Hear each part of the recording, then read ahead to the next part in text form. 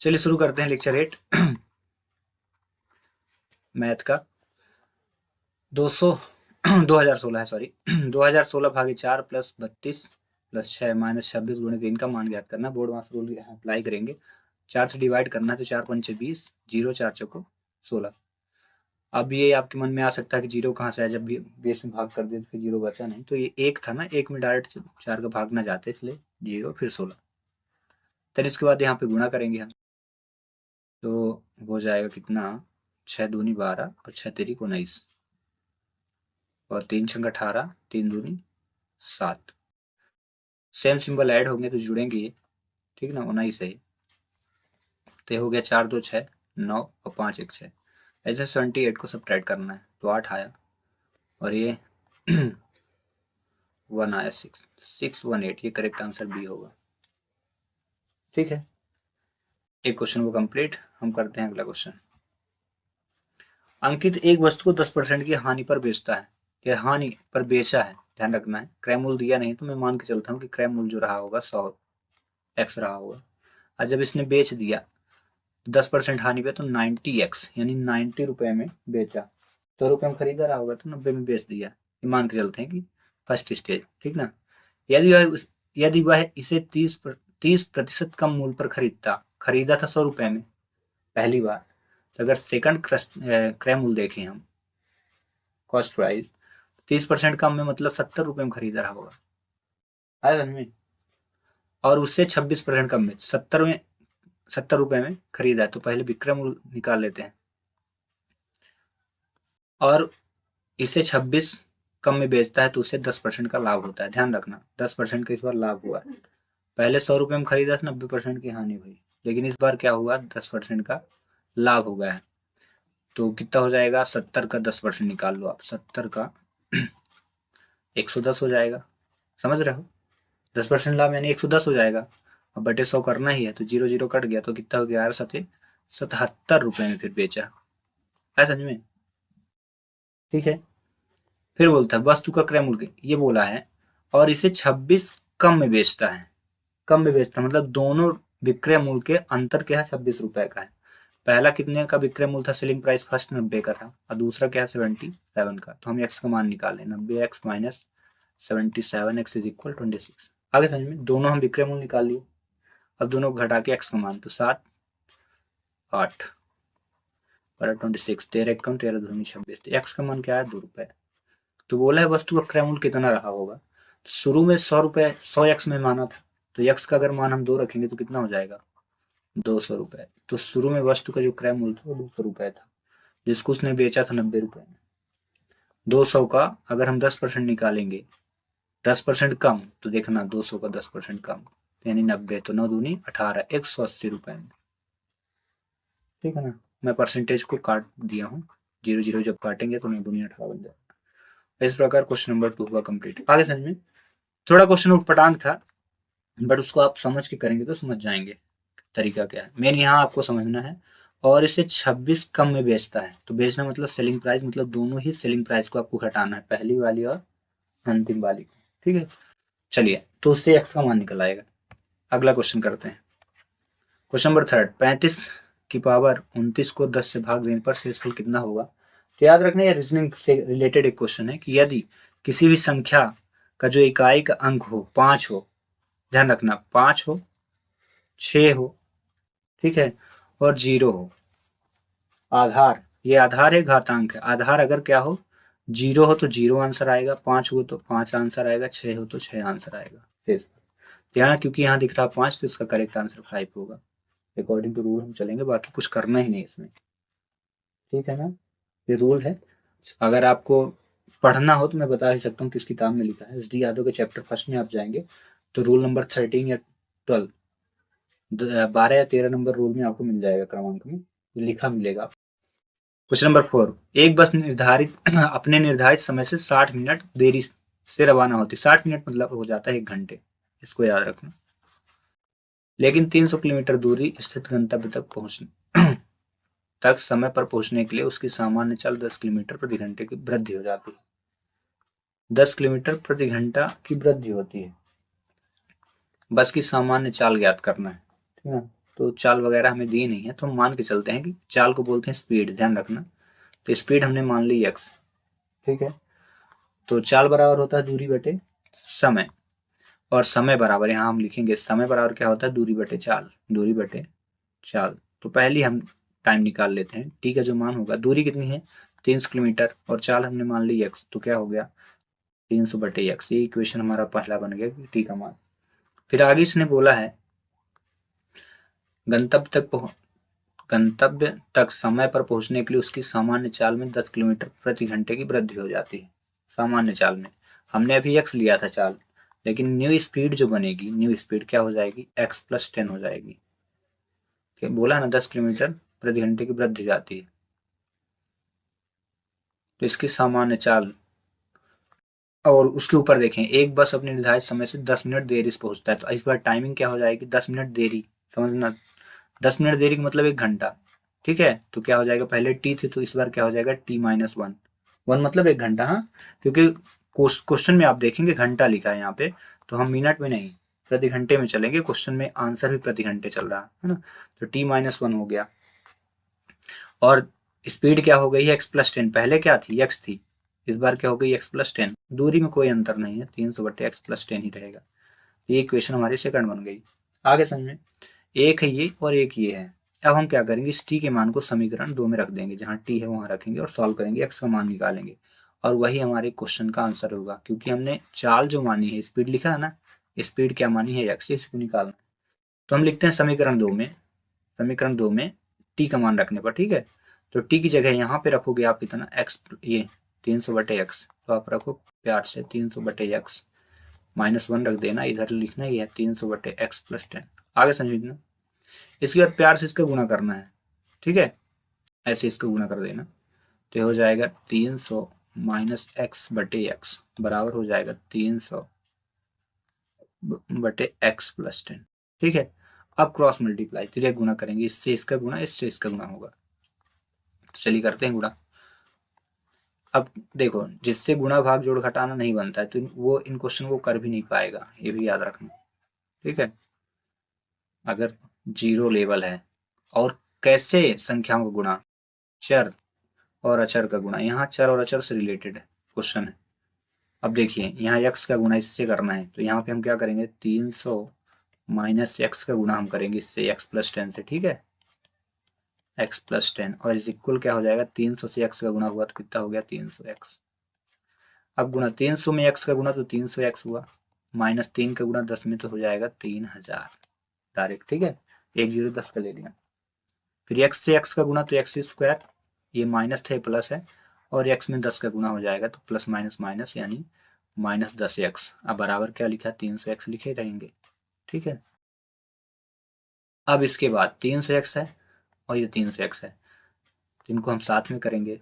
अब देखना यहाँ पे हम माइनस वाले को उधर ले चलते हैं सबको हम, तो हो जाएगा 300x -300x, आगे समझ में, ये वाला आ रहा, फिर ये -3000 था तो +3000, आया समझ में, +x² हो गया, और ये 10x था तो +10x मैंने लिख दिया। अब बराबर क्या लिख दूंगा 0। अब ये स्वाहा हो गए, x² 10x और 3000 इधर नहीं भरा, मतलब बचा हमारे पास, तो लिखेंगे इसको हम ऐसे लिख लेते हैं x² + 10x + 3000 बराबर 0, ठीक है। अब ऐसी दो संख्या लेना है जिसको आपस में गुणा करें अगर तो 3000 हो जाए, दो संख्याओं को गुणा आपस में करें तो 3000, लेकिन जोड़े घटाएं तो कितना हो जाए 10x आना चाहिए, 10x है ना, एक बार देख लें 300x लास्ट में 10x, हाँ। तो इसको सॉल्व करने के लिए हम क्या करते हैं 3000 का एलसीएम ले लेते हैं, तो यहाँ से पता चल जाएगा 2 एकम 2 आ गया, फिर 2 से भाग कर 2 सत्ते 14 2 पंचे 10 2 त्याई 6 2 सत्ते 2 पंचे, अब नहीं कटेगा, 7 3 10 5 15 2 त्याई 6 2 सत्ते 14 2 पंचे 10 3 एकम 3 3 दूनी 6 3 5 15 इतना है, ठीक है। अब देन इसके बाद 5 दूनी 10 5, देन इसके बाद क्या करिए आप, थोड़े यहाँ रिलेशन बनाएंगे, हम 25 को नहीं सॉल्व कर रहे हैं, बस यही स्टॉप करके रखेंगे, बस नंबर हम बना रहे हैं थोड़ा सा।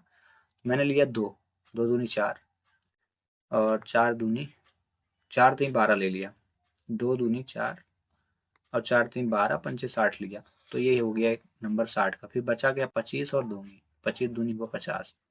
तो एक संख्या 60 लेंगे और दूसरी संख्या 50, इनको आपस में घटाएंगे तो आपको 10 मिल जाएगा, और जोड़े घटाएंगे गुणा करेंगे तो 30 मिलेगा। तो 5 छक्का 30 हुआ और 2 जीरो इसके हुए तो 3000 हो गया, तो मिल गया वो संख्या। तो x square plus 60x minus 50x करेंगे प्लस 3000।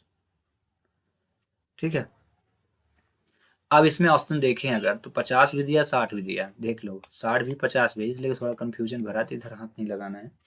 अब आंसर में देखो, हमेशा याद रखना चाल जो होती है ना प्लस में आती, माइनस में नहीं आती है। इस क्वेश्चन को हम सॉल्व करेंगे और जो क्वेश्चन प्लस में आएगा वही आंसर होगा, ठीक है, माइनस वाला आंसर नहीं होगा। अनुमानता अगर मैं तुक्का मारूं तो 50 आंसर आएगा। तो सॉल्व करके देखता हूँ ना।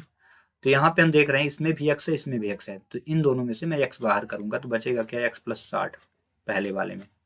फिर यहाँ माइनस है तो हम माइनस को लेंगे और 50 को भी बाहर हम करेंगे तो एक्स बचेगा, और जब बाहर माइनस आएगा तो अंदर प्लस वाले को चेंज कर देगा। हाँ, तो माइनस हुआ, 1 मिनट, क्वेश्चन में एक साइन मिस हो रहा है, कंफर्म साइन मिस हो गया है, यहाँ प्लस आएगा, ये माइनस में 3000 रहेगा, थोड़ा सा मिस हुआ, बाकी ठीक है। ये माइनस 3000 था, थोड़ा सा गड़बड़ मैंने किया। तो ये क्योंकि माइनस में बाहर ले रहा हूँ तो अंदर भी प्लस हो जाएगा। अब देखना, तो 0 से 0 कट गया और 5 से जब 30 को काटे तो 6 आया और एक ये 0, ठीक है, टोटल अंदर क्या बच गया, 60। अब दोनों हो गए, ये प्लस में ये प्लस में, तो x प्लस 60 हुआ, और बाहर की अगर हम बात करें तो इसके बाहर x इसके बाहर 50 है, तो क्या हुआ, x माइनस 50 हुआ। अब इनके बराबर में 0 रख के इनको सॉल्व करेंगे तो ऐसे लिखेंगे, यदि x प्लस 50 माइनस में x माइनस 50 बराबर 0, माइनस में, हाँ ये लिखा है, तो क्या हो जाएगा, x बराबर 50, एक आएगा। फिर यदि x प्लस 60 बराबर 0 तो x बराबर कितना होगा, माइनस 60। तो एक माइनस में आए एक प्लस में आए, चाल की ऋणात्मक होती है तो करेक्ट आंसर प्लस वाला होगा। इस प्रकार क्वेश्चन हुआ कंप्लीट। अगला क्वेश्चन, एक गोले की त्रिज्या दी है 3.5 सेंटीमीटर, गोले का कुल पृष्ठीय क्षेत्रफल, तो इसका जो फार्मूला होता है वो 4πr² होता है कुल पृष्ठीय क्षेत्रफल का। वो लिखिए, पाई का मान 22/7 रखिए प्यार से, त्रिज्या 3.5 है, यहाँ 2 लिखा है तो 2 बार लिख दीजिए इसको, भाग हो तो भाग करिए उसके बाद गुणा करिए, ठीक है। 7 × 35, 0.5 लिख दिया हूँ। देन इसके बाद गुणा करते हैं तो 22 पंचे 110 होता है, 110 दशमलव एक अंक बाद था तो 11 बच गया। अब 11 से हम क्या करें, गुणा करने से पहले हम 4 का गुणा 35 में करते हैं, तो 4 पंचे 20 हुआ और 4 3 14 हुआ। अब क्योंकि एक दशमलव यहाँ था तो एक दशमलव लग गया, तो ये बच गया 11, बच गया 14, ठीक है। अब इनका गुणा करेंगे तो 11 चौक 44 और 11 एकम 15, 154 सेंटीमीटर स्क्वायर करेक्ट आंसर इसका आएगा, ठीक है। तो इसी रिलेटेड एक क्वेश्चन मैं देता हूँ, यदि गोले की त्रिज्या 7 सेंटीमीटर हो तो इसका कुल पृष्ठीय क्षेत्रफल ज्ञात करिए। तब तक हम चलते हैं अगले question, question number 6। x1 x2 x3 एक कार्य को, ये x1 का है, x2 का हो गया, दिनों में पूरा करते हैं, तो मैं सभी का एक एक दिन का कार्य निकाल लूंगा। पहला काम मेरा रहेगा तो 1/90 हो जाएगा, दूसरा हो जाएगा इससे पहले थोड़ी और पढ़ लें, कर सकते हैं, तीनों ने एक साथ मिलकर कार्य शुरू किया लेकिन x2 ने कार्य पूरा होने से इतने दिन पहले ही कार्य को छोड़ दिया। कार्य कितने दिन में पूरा होगा, तो x2 ने गड़बड़ी की है, ठीक ना, 13.5 दिन पहले ही कार्य छोड़ दिया है। तो कार्य कितने दिन में, तो मान लेते हैं कि कार्य x दिन में पूरा होगा, ठीक है। तो हम x दिन माने हैं तो x माइनस 3.5, x2 ने छोड़ा है इसीलिए x2 के ऊपर मैं इसको रख दिया हूँ, ठीक है, और फिर नीचे करूंगा 45 और प्लस कर दूंगा, तीनों मिलके काम कर रहे हैं 67.5 इज इक्वल क्या हो जाएगा 1। टोटल वर्क इनका एक दिन का होगा, एक दिन का निकाल लो। अब इनको सॉल्व करते हैं, तो पहली बात तो इसका पॉइंट हम हटा लेंगे, ठीक है, इसको पॉइंट हटा के इसको सॉल्व करेंगे, फिर उसके बाद ही आंसर निकालेंगे, अन्यथा गड़बड़ भी हो जाएगा।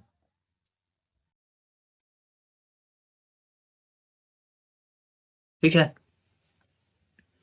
चलिए एक एक दिन का कार्य है, इसमें एक कॉमन पॉइंट में ले लेता हूँ सभी में, क्योंकि मैंने यहाँ का टोटल वर्क x लिया है, सभी का मैं कॉमन x ले लेता हूँ, एक दिन को x ही कर लिया हूँ सभी में, जिससे कॉमन वैल्यू मुझे मिल जाए लास्ट में, तो आंसर निकालने में आसानी होगी। चलिए अब यहाँ से पहला काम मैं करूंगा, इसका पॉइंट हटाऊंगा ऊपर ले जाऊंगा और इसका पॉइंट हटा के इनके साथ इंटू करूंगा। देखना कैसे। मैं पहला काम किया, एक्स को बाहर कर दिया, बचा 90, लेकिन नहीं आएगा। देखो क्यों नहीं आएगा बाहर, रीजन बता देता हूँ। एक्स यहाँ है लेकिन यहाँ माइनस का साइन, इसलिए एक्स बाहर नहीं आ रहा। गुणा होता तुरंत उठा के बाहर फेंक देता हूँ। तो मैं क्या करता हूँ, एक्स और एक्स एक जैसे हैं, इनको साथ में कर लेता हूँ, तुरंत घटा देता हूँ, जल्दी घट जाएगा। ये आप भी कर सकते हैं। देखना एक्स बटे 90 और प्लस लिखूंगा एक्स बटे 67.5, तो प्लस लिख दिया एक्स माइनस 135 अपॉन, देखना 10 कर दिया हूँ अपॉन 45, ठीक है, इज इक्वल 1। इस पॉइंट को ऊपर ले चलता हूँ, कितना हो जाएगा, एक्स बटे 90 प्लस 10 एक्स बटे हो जाएगा 675, ठीक है, 0.1 हटेगा तो ऊपर, नीचे। अब ये बन जाएगा प्लस एक्स माइनस 135, 10 का गुणा हो गया इसके साथ, हाँ, ये 10 एक्स हो गया, बटे हो गया 10 नीचे आ जाएगा, एक बार ऊपर गुणा करने के तुरंत आएगा, तो 450 हो जाएगा, बराबर है। अब आपको थोड़ा कैलकुलेशन करना है, सभी कैल्शियम, हर कैल्शियम ले लीजिए, तुरंत आंसर आएगा, नहीं बहुत टाइम लगेगा। यह कि एक शॉर्टकट भी है इसका, अगर ना करना हो तो, लेकिन थोड़ा लंबा शॉर्टकट कहलाएगा। 90, 675, 450 के एलसीएम ले लीजिए तुरंत, तो 90 का लेते हैं, 675 और 450 का मैं एलसीएम लेता हूँ।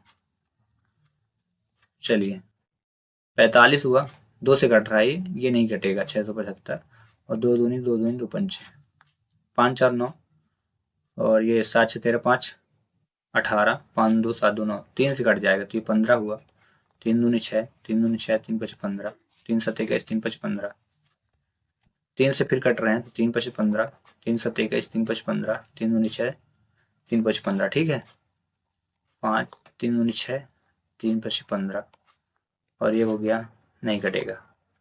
इसके बाद 5 से काटेंगे, तो 5 एक कम, 5 पचम 5 पचम 5 एक कम, ठीक है, गुणा करिए, 2 3 6 3 18, 18 पंचे 90 और 9 पन्ना 45, और गुणे भी 3 बचा है, तो 3 शून्य शून्य, 3 5 15, 3 6 को 13, 13 50।